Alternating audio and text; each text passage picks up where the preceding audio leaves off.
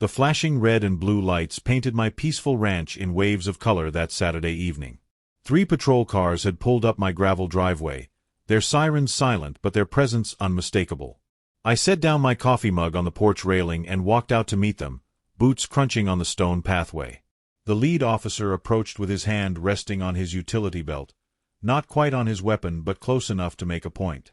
"Sir, we received a 911 call about suspicious activity and possible trespassing on this property," he said in a professional tone. "We need to see some identification." I reached slowly for my wallet, keeping my movements deliberate and calm. "Officer, I'm Marcus Chen. I own this ranch. May I ask who called this in?" The officer checked his notepad. The caller identified herself as Karen Whitfield, president of the Willowbrook HOA. She claimed an unauthorized person was occupying this property and refusing to leave. A smile tugged at the corner of my mouth. Karen Whitfield. Of course. I knew exactly who she was, though she had no idea who I really was. This was about to get very interesting. "Officer, I purchased this ranch 6 months ago. I have all the documentation inside if you need to verify ownership." I handed him my driver's license. "And just so we're clear, this property sits outside the Willowbrook HOA boundaries by about half a mile." 2 weeks earlier, my quiet Sunday morning had been interrupted by aggressive knocking at my front door.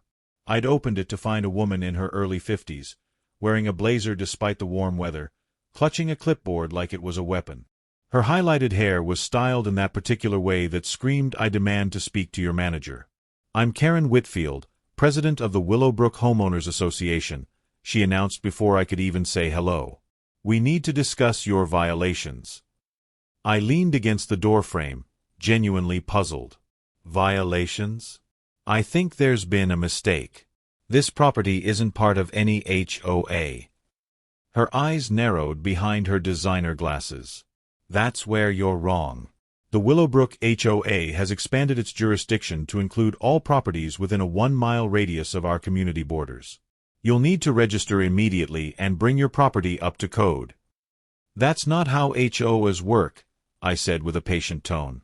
"You can't just decide to expand your authority over properties that weren't part of the original development." She thrust a stack of papers at me. "These are your violation notices. Your fence is the wrong color, you have unauthorized livestock, and don't even get me started on that barn. You have 30 days to comply or face fines."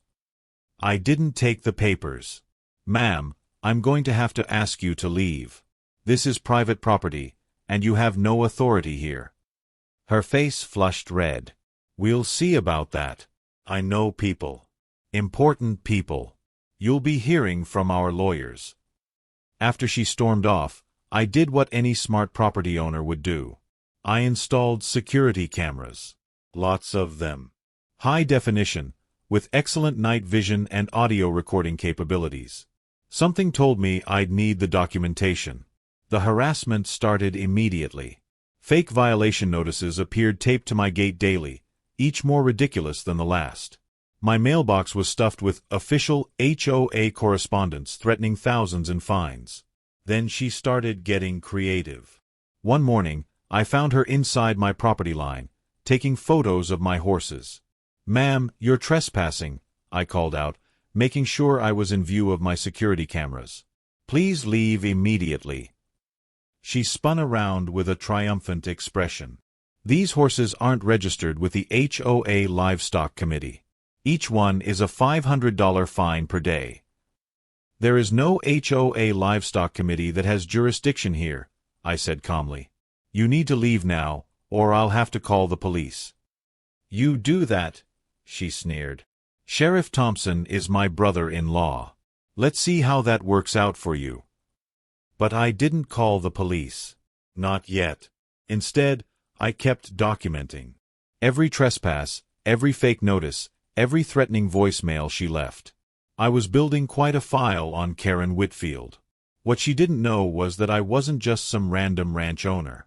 I was the Senior Vice President of Development for Pinnacle Property Group, the company that held the master contract for Willowbrook HOA's legal services and property management. The situation reached its peak when I refused to register my horses with her made-up committee. That's when she decided to call 911 and report me as a dangerous trespasser on my own land.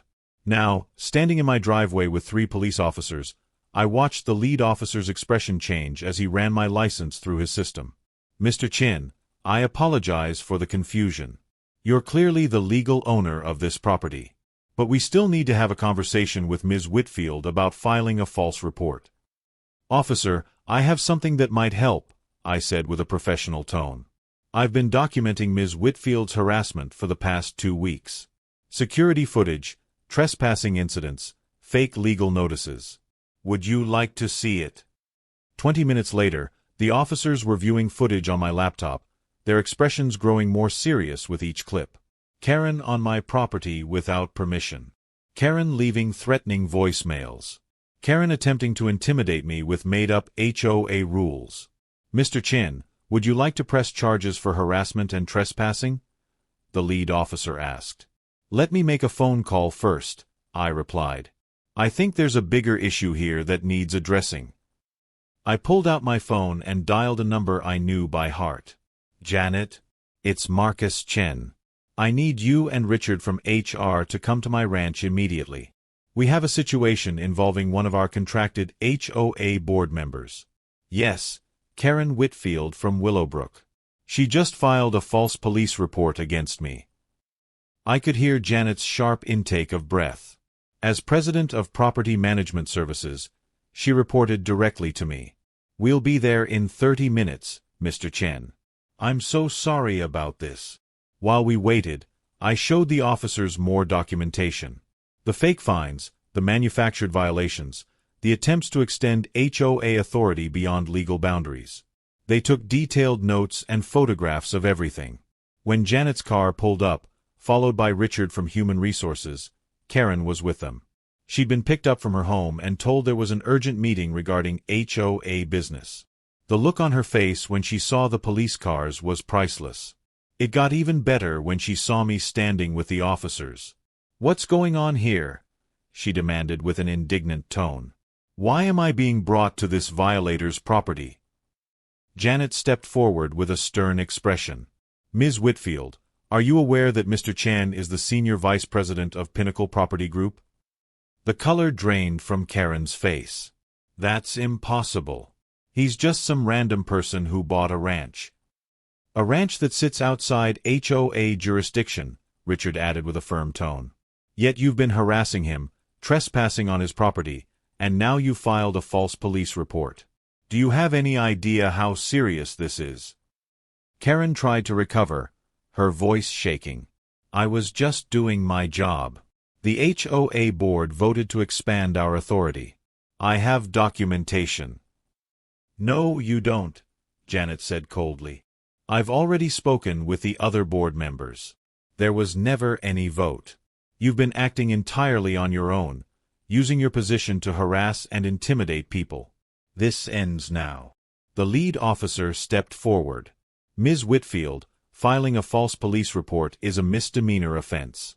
You reported an emergency situation that you knew was false, wasting valuable police resources. I'm citing you for false reporting and harassment. This is ridiculous, Karen sputtered. I know people. My brother-in-law is the sheriff. Former sheriff, the officer corrected with a professional tone. He retired 3 years ago. Ma'am, you're looking at up to 6 months in jail and a $5,000 fine for the false report alone. That's not including potential civil charges Mr. Chen might file. Richard cleared his throat. Ms. Whitfield, effective immediately, you're terminated from your position on the HOA board. Pinnacle Property Group is severing all ties with you. You'll also be personally liable for any legal fees incurred by Mr. Chen and our company due to your actions. You can't do this, Karen protested, her voice rising to a near shriek. I've been HOA president for 8 years. The neighborhood needs me. The neighborhood needs someone who follows the law, Janet replied with a stern tone. Security will be at your home tomorrow to collect all HOA property, including computers, files, and keys. If you attempt to access any HOA systems or property after today, you'll face additional charges. I watched as the weight of her situation finally hit Karen. Her shoulders slumped, and for the first time since I'd met her, she seemed to shrink. The clipboard she'd been clutching like a lifeline fell from her hands. "But I was just trying to maintain standards," she said weakly. "To keep property values up. By harassing law-abiding property owners and making up rules?" I asked with a calm tone. "By abusing whatever small authority you had?" "Ms. Whitfield, you turned a volunteer position meant to help a community into your personal dictatorship." The officer handed her the citation. "Ms. Whitfield, you'll receive a court date in the mail. I strongly suggest you obtain legal counsel. And if you come within 500 feet of Mr. Chen or his property, you'll be arrested immediately."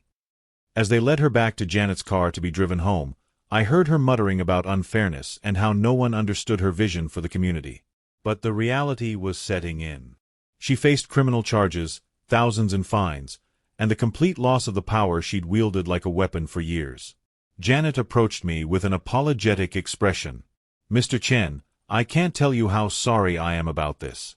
We'll be reviewing all of Ms. Whitfield's actions as HOA president. I have a feeling we'll be reversing quite a few of her decisions." "I appreciate that," I replied. "But let's make sure the next board president understands the actual limits of HOA authority." As the cars pulled away and the ranch returned to its peaceful state, I picked up my now cold coffee and headed back to the porch.